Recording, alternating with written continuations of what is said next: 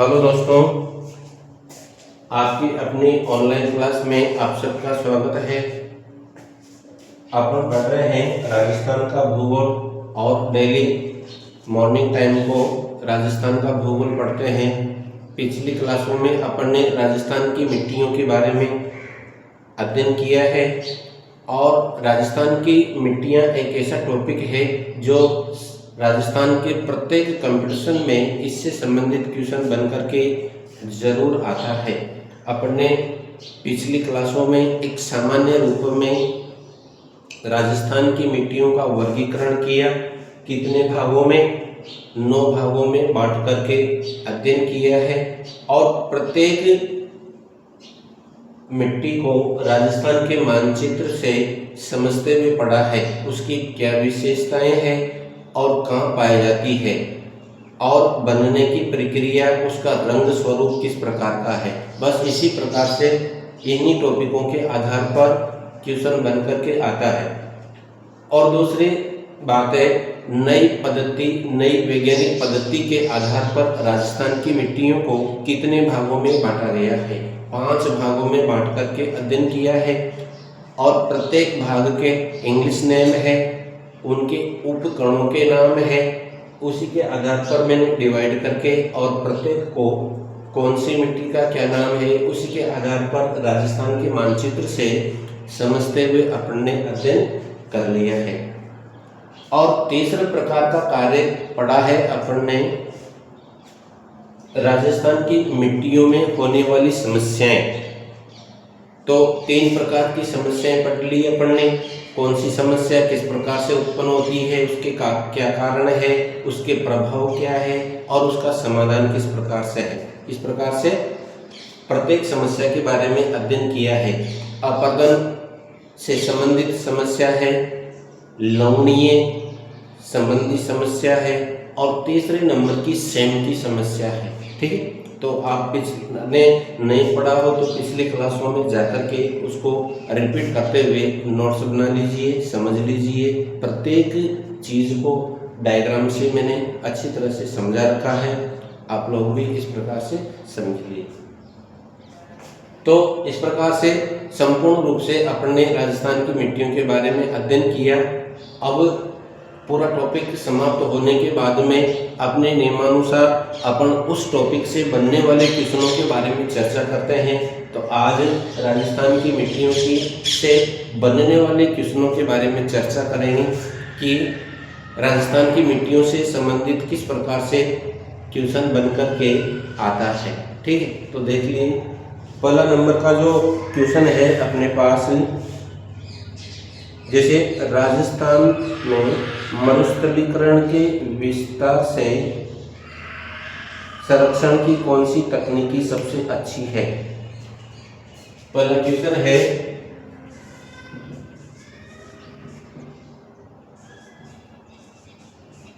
मरुस्थलीकरण के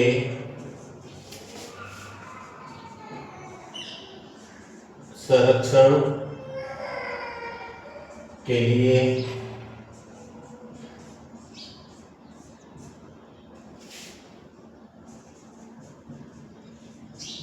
कौन सी विधि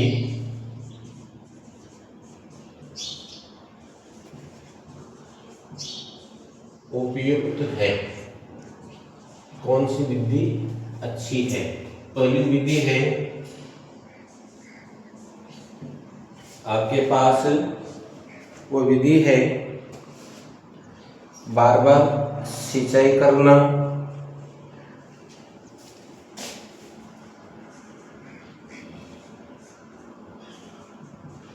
बार बार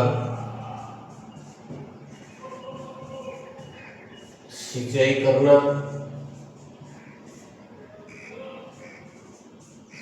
दूसरी विधि है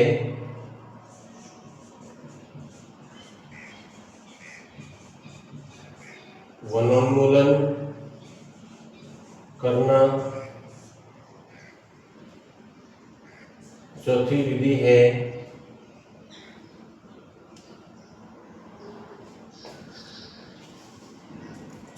तीसरे नंबर की विधि है बीहड़ भूमि को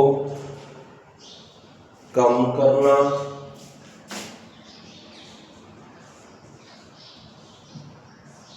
बीहड़ भूमि को कम करना और डी नंबर की जो विधि है वो वातरोधी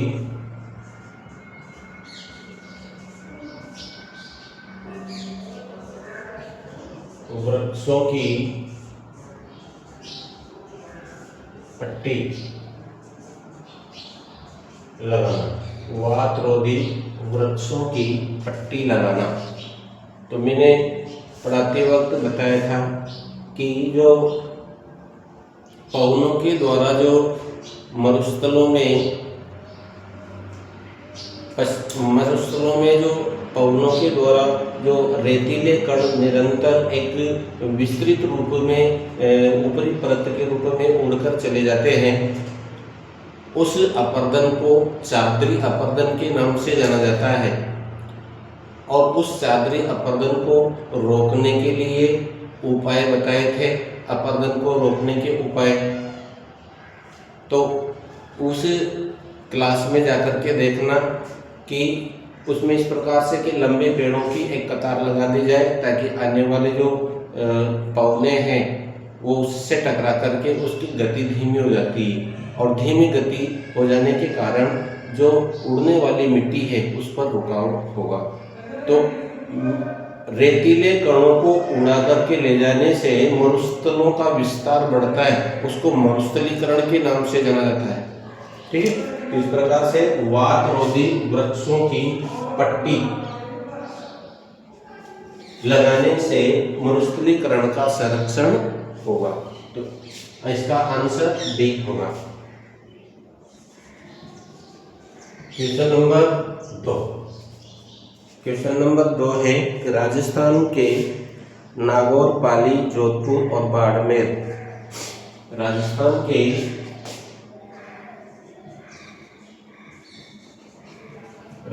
के नागौर, पाली,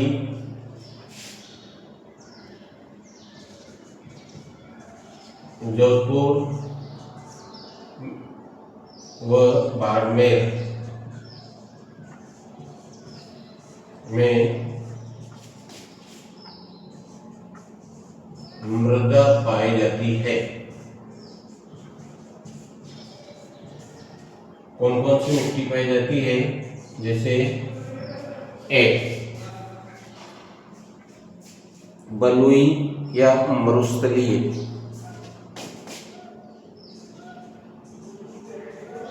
बलुई या मरुस्थलीय। बी, काली मृदा। सी, लोमी मृदा। और डी है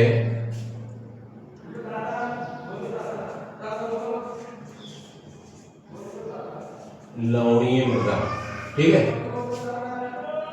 तो इसमें बलुई या मरुस्थलीय मृदा इसका आंसर है, क्योंकि पश्चिमी राजस्थान में जो मिट्टी मिलती है वह बलुई व मरुस्थलीय मृदा होती है। ठीक है, अगला क्वेश्चन है क्वेश्चन नंबर 3। क्वेश्चन नंबर 3 है वह है कि राजस्थान में बंजर भूमि विकास कार्यक्रम क्रियान्वित किसके द्वारा किया जाता है? राजस्थान में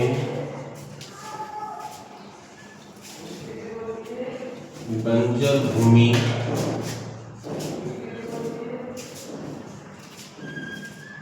विकास कार्यक्रम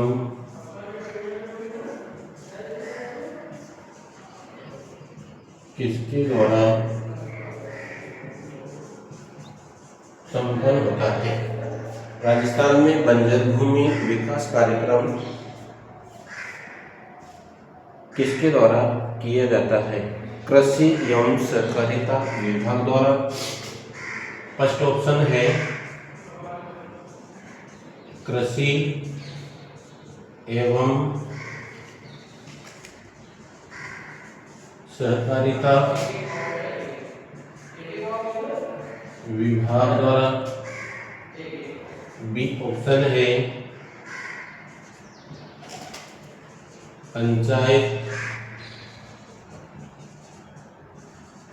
कार्यक्रम द्वारा। सी पंचायत समिति द्वारा और डी नगर पालिका।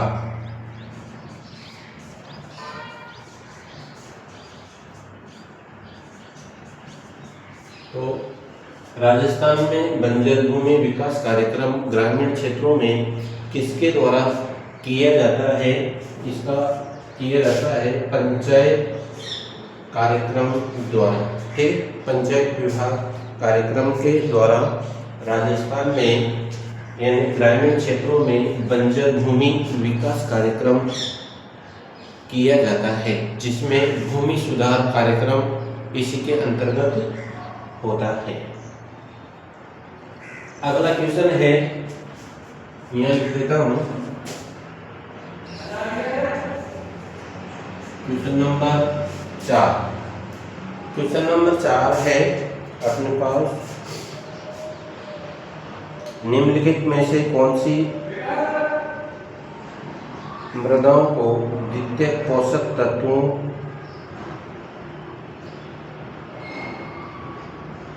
का उदाहरण नहीं है?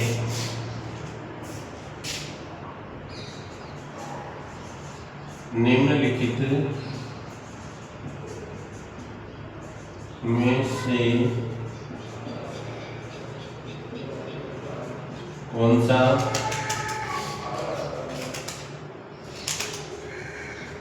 मृदा का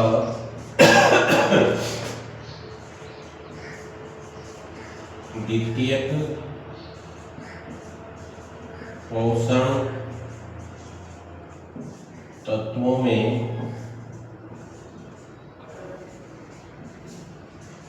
सम्मिलित नहीं है? पहला है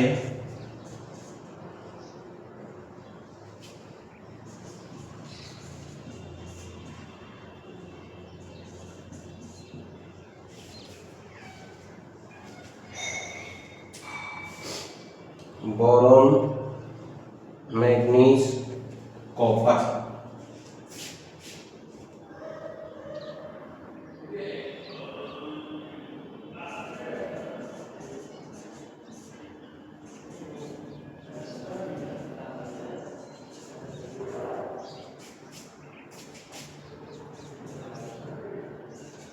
और पोटास। तो कॉपर, बोरॉन, मैग्नीज ये सब मिनरल्स है, मिनरल्स जो कि मिट्टियों के द्वितीय पोषण तत्वों के अंतर्गत आता है। जितने भी मिनरल्स होते हैं वे सब मिट्टियों की द्वितीय पोषक तत्वों के अंतर्गत आता है। तो फिर प्रथम पोषक तत्व क्या होते हैं? कार्बन, जो कि जैविक तत्वों से प्राप्त होते हैं। नाइट्रोजन जो उसी से बनता है। ठीक है, तो मिट्टियों में जो नाइट्रोजन की मात्रा विकसित होती है वह जैविक तत्वों से होती है और उससे सड़ने गलने की हुमस की प्रक्रिया से नाइट्रोजन का जो पूर्ति होती है। और ये मिनरल्स होते हैं पोषक तत्व जो कि द्वितीय पोषक तत्व के अंतर्गत आता है। इनमें पोटास सम्मिलित नहीं है। ठीक है, पोटास इसमें सम्मिलित नहीं है। तो इसका आंसर डी। क्वेश्चन नंबर 5 है, 5वां क्वेश्चन है अपने पास, यह है लवणीय मृदाओं को किस विधि से सुधारा जा सकता है।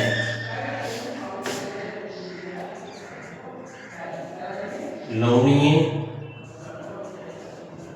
मृदाओं को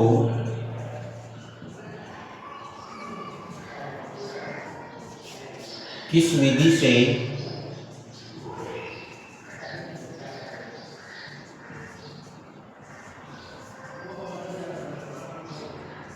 सुधारा जाता है। पहला है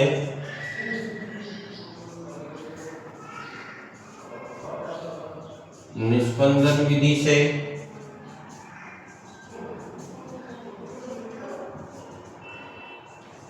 बी ऑप्शन है,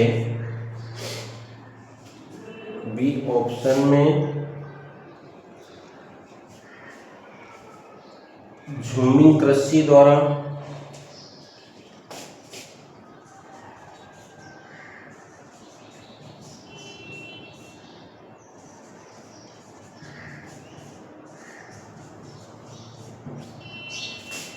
सी ऑप्शन है मृदा को छानकर, और डी ऑप्शन है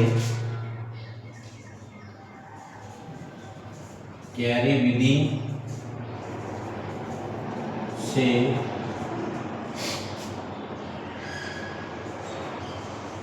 नमक निकालकर।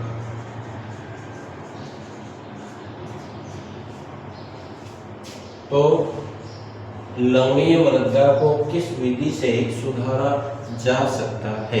निस्पंदन यानी कि ऐसी क्रिया जिससे जो मिट्टी में पाए जाने वाले जो लवणीय कण है वे कण जल के साथ घुलनशील होकर नीचे आंतरिक तहों में अधोगति कर जाए, ऐसी विधि को निस्पंदन विधि के नाम से जाना जाता है। और यही इसकी उपयुक्त विधि है जिससे लवणीय मृदा को सुधारकर कृषि योग्य बनाया जा सकता है। ठीक है, तो इस प्रकार से ये। और झूमिंग कृषि अलग प्रकार की होती है। झूमिंग कृषि जिससे पेड़ों को काट करके करना, मृदा को छानकर संभव नहीं है। क्यारी विधि से ये तो एक नमक बनाने की विधि है। ठीक है, तो इस प्रकार से मतलब ये लवणीय मृदा को सुधारने का कार्यक्रम है। और ये इसमें निस्पंदन विधि आंसर ए ऑप्शन इसका सही है। क्वेश्चन नंबर 6 है। क्वेश्चन नंबर 6 में देखिए कि लाल लोमी मृदा राजस्थान में कहाँ पाई जाती है। लाल लोमी मृदा, लाल लोमी मृदा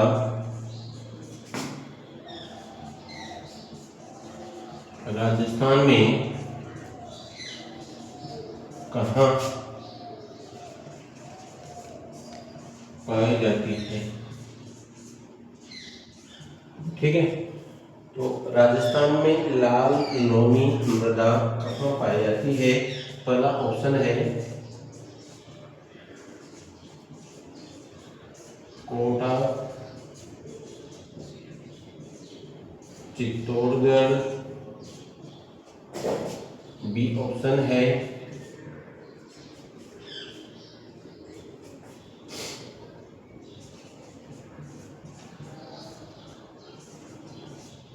कोटा बूंदी, सी ऑप्शन है उदयपुर, और उदयपुर डूंगरपुर,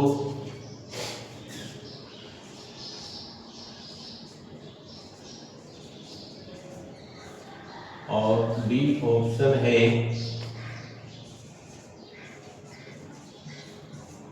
अजमेर पाली। तो ये लाल लोमी जो मृदा पाने का स्थान है, ये भी मैंने प्रत्येक मिट्टी के विस्तार के बारे में अध्ययन किया था और बताया था कि प्रत्येक मिट्टी की विशेषता क्या होती है, उसकी पहचान क्या है, उसका रंग स्वरूप क्या है, राजस्थान के कौन कौन से जिलों में पाई जाती है और उसमें किस प्रकार के फसलों के उत्पादन की क्षमता होती है। तो ये चीज़ें और इनसे ही क्वेश्चन बन करके आते हैं। तो इसी से संबंधित क्वेश्चन इस प्रकार से बन करके आ रहा है। देखो, लाल लौह मृदा राजस्थान के कौन से जिलों से मिलती है, कौन से क्षेत्र में मिलती है? ये मिलती है उदयपुर, डूंगरपुर। इसका सी ऑप्शन सही है। ठीक है, तो इस प्रकार से अपन इम्पोर्टेंट क्वेश्चन बनाते हुए लाएंगे। प्रत्येक क्लास में आपके लिए इस प्रकार के इम्पोर्टेंट चीज़ें पढ़ाई जाती है और अपने दोस्तों को भी इस क्लास से जोड़ते रहिए। दूसरी बात है कि पढ़ाई के साथ साथ में कंपटीशनों की ये जो तैयारी है और साथ के साथ ही आपके प्रैक्टिकल से संबंधित और यूनिवर्सिटी से संबंधित जितने भी सूचनाएं हैं वे सब इस चैनल के माध्यम से आपको अवगत करा दिया जाता है। तो इस चैनल को आप सब्सक्राइब कर दिया करो, बच्चों तक पहुंचा दिया करो, शेयर कर दिया करो ताकि वे बच्चे भी इसका लाभ उठा सके। ठीक है, तो कितने कंपटीशन आने वाले कंपटीशन हैं और अपने राजस्थान में से संबंधित जितने भी कंपटीशन होंगे वे सब में राजस्थान का भूगोल एक तरह से एक इम्पोर्टेंट क्वेश्चन बन करके आता है। ठीक है, तो आज अपन यहीं पर इस क्लास को समाप्त करते हैं और धन्यवाद। और आगे और नए नए अच्छे क्वेश्चन बना करके लाऊंगा मैं। आप बने रहिए और अपने दोस्तों तक भी इस क्लास को पहुंचाते रहिए। धन्यवाद।